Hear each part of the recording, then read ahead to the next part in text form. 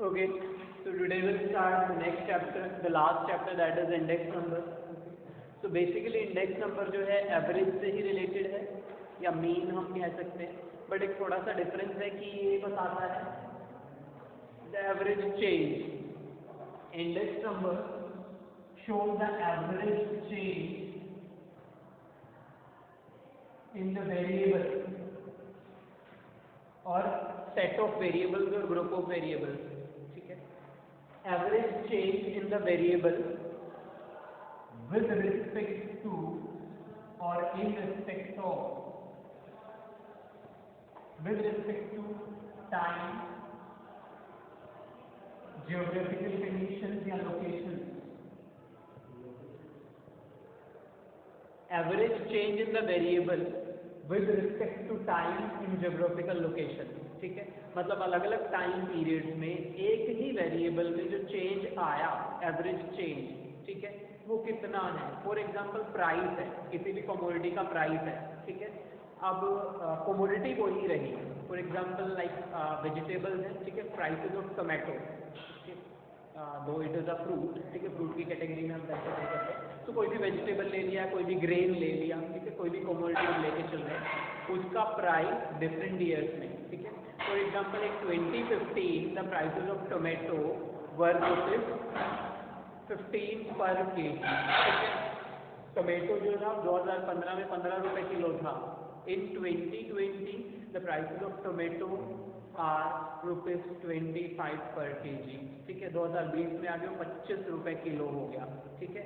या किसी भी पर्टिकुलर कमोडिटी का हम प्राइस ले लें, तो हमने क्या लिया, प्राइस लिया, ठीक है। एक तो लिया 2015 का प्राइस, कमोडिटी सेम है। एक लिया 2020 का प्राइस, ओके।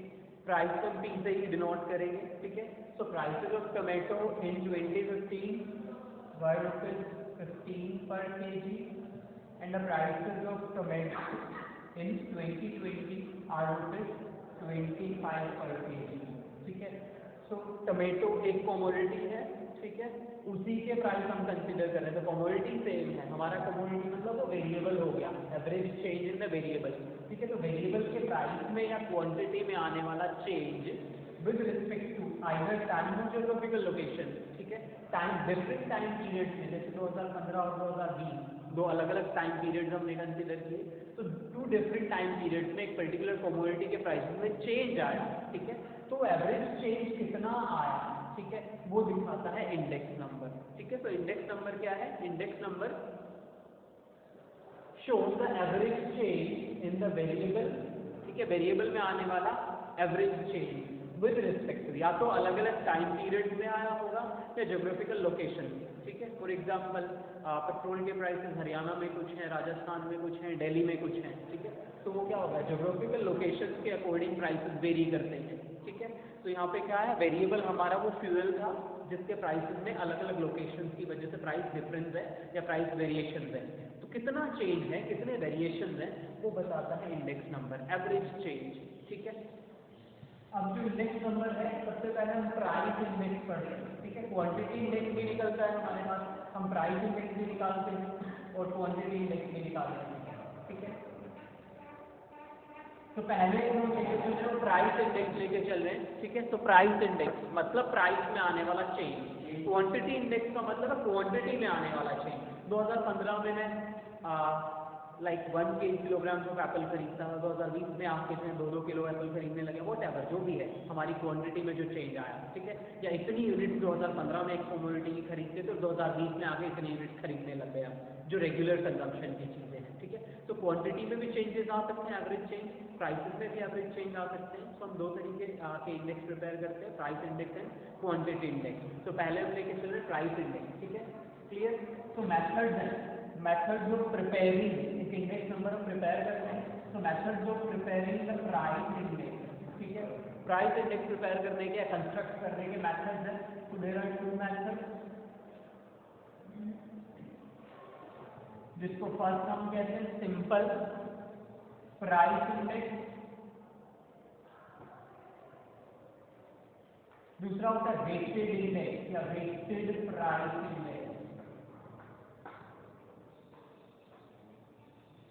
सिंपल इंडेक्स में सिंपल प्राइस इंडेक्स, जब हम प्राइस इंडेक्स प्रिपेयर कर रहे हैं तो सिंपल इंडेक्स में सिंपल प्राइस इंडेक्स और वेटेड इंडेक्स में वेटेड प्राइस इंडेक्स। तो मतलब इंडेक्स दो तरह के होते हैं, एक सिंपल इंडेक्स होता है और दूसरा वेटेड इंडेक्स नंबर होता है। ठीक है, प्राइस इंडेक्स के भी दो ही पार्ट होते हैं भाई, सिंपल इंडेक्स नंबर में price index, simple price index और weighted price index. Index number ही दो होते हैं, सिंपल इंडेक्स नंबर और दूसरा वेटेड इंडेक्स नंबर। ठीक है, अब जो सिंपल प्राइस इंडेक्स होता है इसको फर्दर दो पार्ट्स में डिवाइड करते हैं। फर्स्ट है simple aggregated price index, simple aggregative price index. Second होता है simple average of price relative.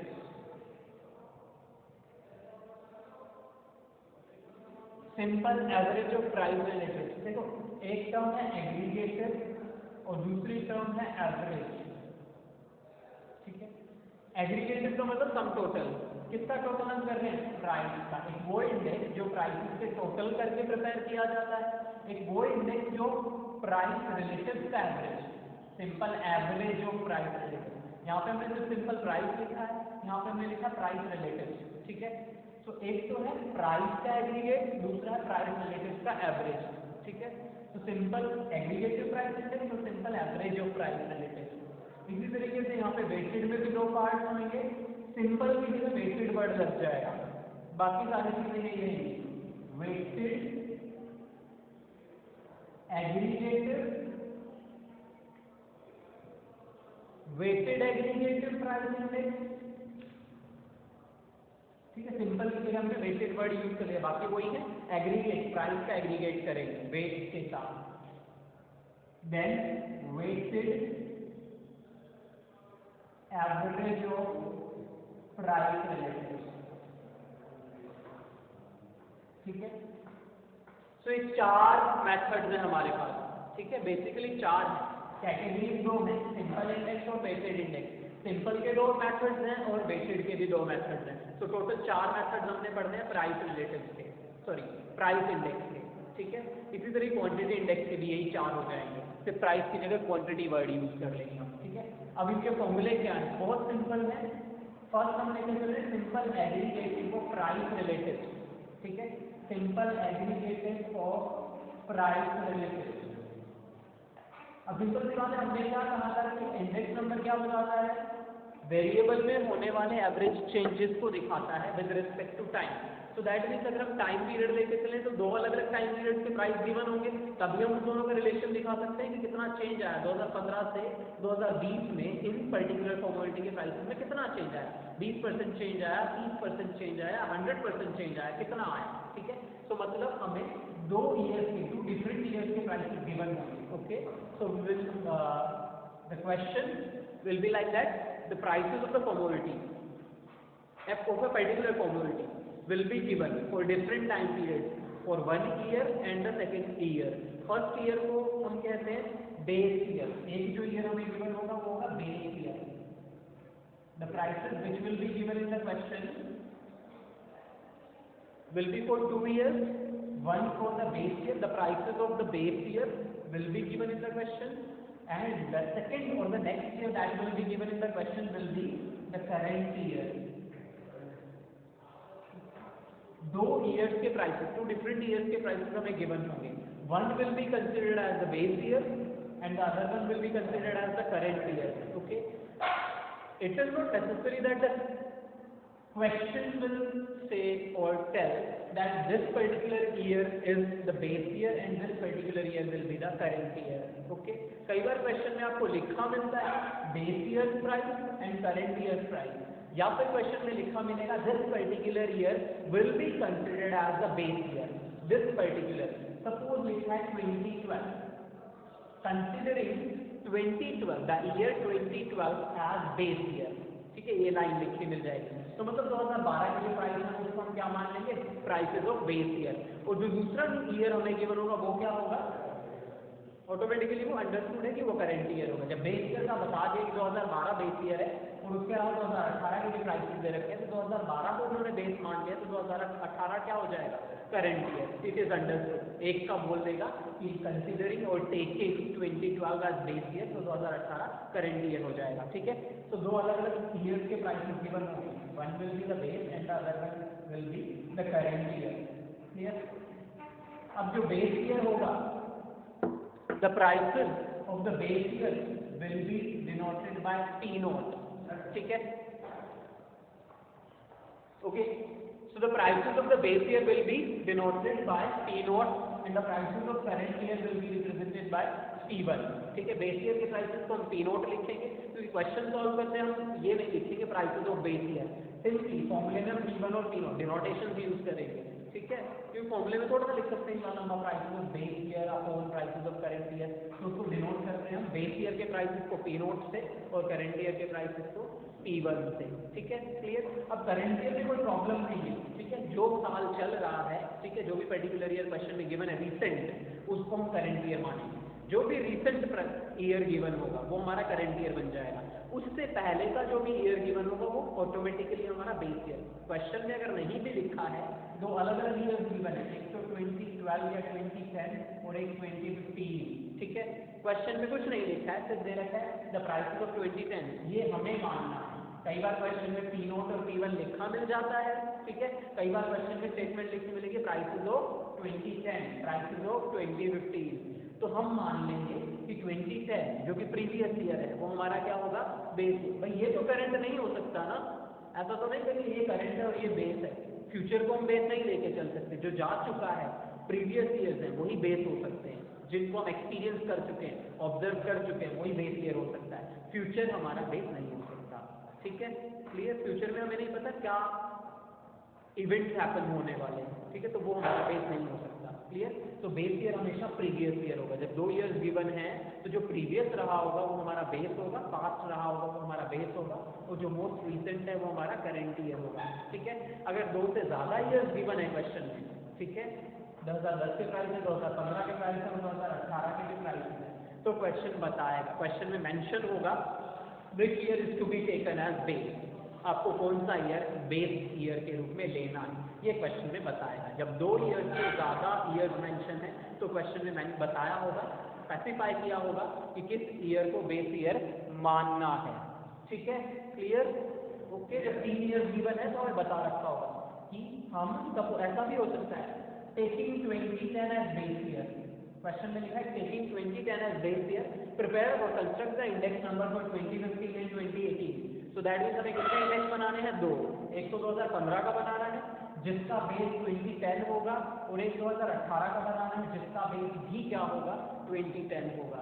2015 का इंडेक्स नंबर बनाते वक्त भी 2010 का जो प्राइस होगा वो P नोट होगा, और जब 2018 का इंडेक्स बनाएंगे तो उसका भी बेस ईयर क्या होगा, 2010। क्लियर? एक से ज्यादा इंडेक्स नंबर भी बनवा सकता है क्वेश्चन में। ठीक है, clear?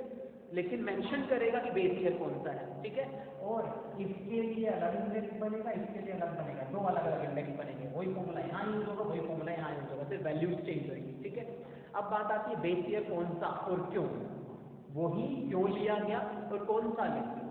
Base year, it is considered और it is assumed that the base year would be the year or taken in which the fluctuations or the economic cycles were constant or stable। ठीक है, वो year base year माना जाएगा जिसमें fluctuations बहुत कम रही हों या इकोनॉमिक साइकिल्स स्टेबल या कांस्टेंट रहे हैं। कहने का मतलब है जिसमें प्राइसेस बहुत ज़्यादा चेंज ना हुए हों due to inflation and deflation. ठीक है, मंदी और तेजी की वजह से, मतलब वो ईयर जिसमें मंदी और तेजी बहुत ज़्यादा ना आई।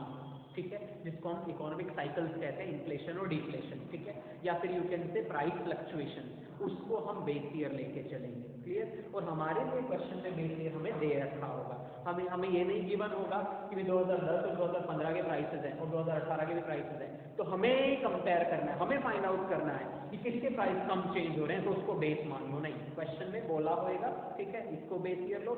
नहीं बोला है तो जो पास्ट या प्रीवियस है उसी को हम 2 ईयर्स है इसी को बेस लेके चलेंगे, और कोई ऑप्शन नहीं है, क्योंकि रिसेंट तो करंट ही होएगा ना, ये तो करंट नहीं हो सकता। क्योंकि ये तो जा चुका है, पहले का है 2010 और 15 में, ये तो प्रीवियस रहा होगा ना, करंट तो नहीं हो सकता। ठीक है, क्लियर। तो 2 से ज़्यादा गिवन हुए तो क्वेश्चन में मेंशन होगा बेस ईयर कौन सा लेना है, 2 है तो जो पास्ट या प्रीवियस होगा वही बेस ईयर लेना है। ठीक है, so first we are taking the simple aggregated. So first method is simple aggregated. Simple aggregated method. Aggregate का मतलब होता है सम टोटल, ग्रॉस, सारा। ठीक है, तो simple aggregated method, clear. One more thing, base year के प्राइस को पी नोट, करंट ईयर के प्राइसेस को P1 and index, price index को P01, प्राइस इंडेक्स को हम लिखते हैं P01, वेयर क्वांटिटी इंडेक्स को Q01 लिखते हैं। ठीक है, तो प्राइस इंडेक्स प्रिपेयर करना है तो हम लिखेंगे P01 is equal to, according to simple aggregated method, P01, that means price index will be equal to this method के according summation P1 upon summation P0 into 100। ठीक है, summation P1 upon summation P0 into 100। अब summation का मतलब हमें पता है sum total होता है, P1 का मतलब क्या होता है, current year price, current year prices, and P0 होता है बेस ईयर प्राइसेस। तो समेशन P1 लिखा है, इसका मतलब है करंट ईयर के प्राइसेस का सम टोटल। ठीक है, समेशन P0 लिखा है, इसका मतलब बेस ईयर के प्राइसेस का सम टोटल। हमें एक प्राइस नहीं दे रखा होगा, डिफरेंट कमोडिटीज के प्राइस। 2015 में 4 कमोडिटी, 4 अलग अलग कमोडिटीज के प्राइसेस दे रखे हैं, तो टोटल प्राइस कितने हो गए 2015 के, 4 हो गए। तीनों हमने इसको लिख दिया। ठीक है, तो 4 अलग अलग कमोडिटीज के प्राइसेस दे रखे हैं, 20, 15, 25 एंड 30। ठीक है, तो ये 4 अलग अलग प्राइसेस हो गए जो 2015 में हमने कंसीडर करने, 4 अलग अलग कमोडिटीज के।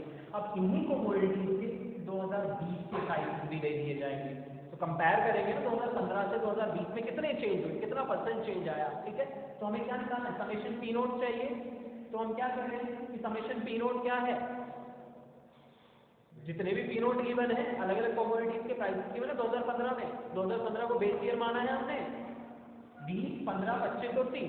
ठीक है, 2015 में 4 अलग अलग कमोडिटीज के प्राइसेस दे रखे हैं। ठीक है, वो कमोडिटीज के नाम भी दिए हो सकते हैं क्वेश्चन में, ABCD या PQR लिखा हो सकता है, कुछ भी है। ठीक है, तो 4 अलग अलग कमोडिटीज के प्राइसेस 2015, उन्हीं कमोडिटीज के प्राइस, कमोडिटीज सेम होगी, ईयर अलग होएगा, उन्हीं कमोडिटीज की, commodity A, commodity B, commodity C and commodity D, 4 commodities हैं।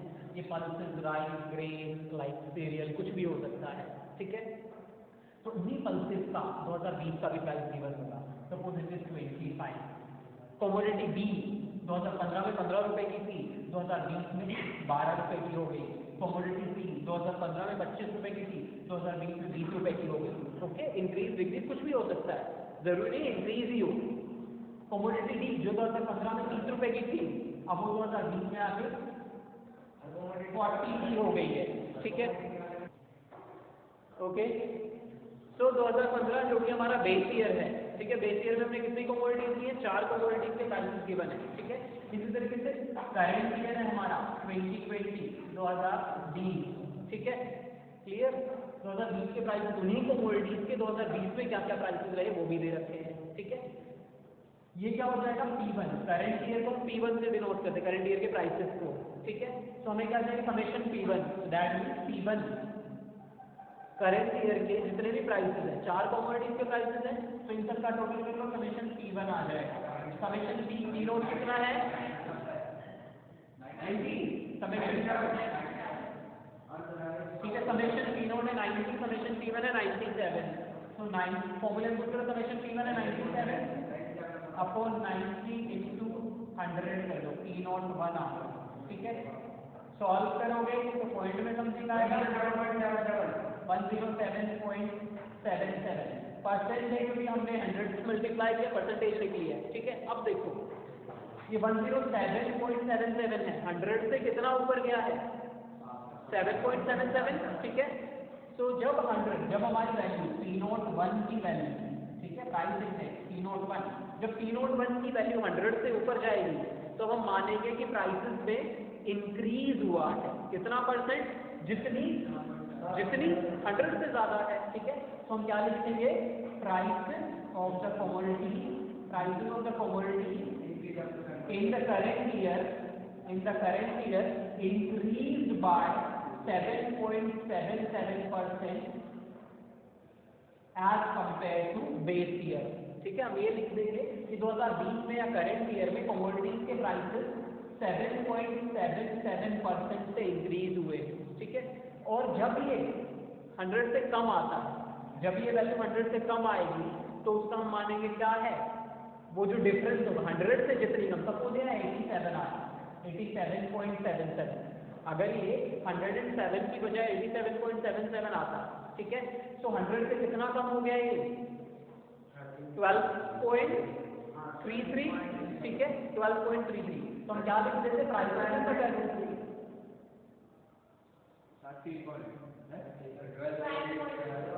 ठीक है। The prices in the current year, prices in the current year has been decreased by 12.23, ठीक है, 12.23%, ठीक है, लगभग 12% से डिक्रीज, तो बोला तो डिक्रीज, ठीक है। The prices in the current year has been decreased by, ठीक है, यहाँ पे डिक्रीज लिख दोगे, decreased by 12.23% in the current year, ठीक है। बेस ईयर के मुकाबले करंट ईयर में 12.33 डिक्रीज हो गए। जो डिफरेंस आया होगा 100 से, 100 के बाद या 100 से पहले जो डिफरेंस होगा, ठीक है, वही हमारा परसेंटेज चेंज माना जाएगा।